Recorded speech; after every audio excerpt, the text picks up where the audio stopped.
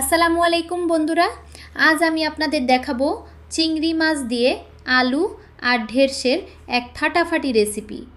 উফ, ঘ্রাণেই তো অর্ধেক পেট ভরে যাচ্ছে। প্রথমে কড়াইতে তেল গরম করে পেঁয়াজ কুচি দিয়ে ভালো করে ভেজে নিতে হবে।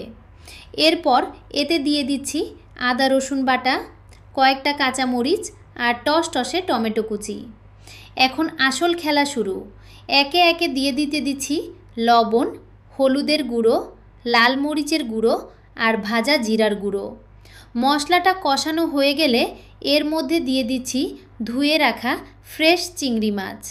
চিংড়িগুলো মশলার সাথে মাখামাখি হয়ে গেলে দিয়ে দিন লম্বা করে কাটা আলু আর ঢেঁড়স। সবজিগুলো কিছুক্ষণ কষিয়ে পরিমাণ মতো পানি দিয়ে ঢাকনা দিয়ে ঢেকে দিন। ব্যাস, তৈরি হয়ে গেল জিভে জল আনা চিংড়ি ঢেঁড়স আলুর তরকারি। গরম ভাতের সাথে জাস্ট জমে যাবে। ভিডিওটি ভালো লাগলে আমাদের কুকিং ব্লগস বেঙ্গলি পেজ বা চ্যানেলকে ফলো আর সাবস্ক্রাইব করবেন। খুদা হাফেজ।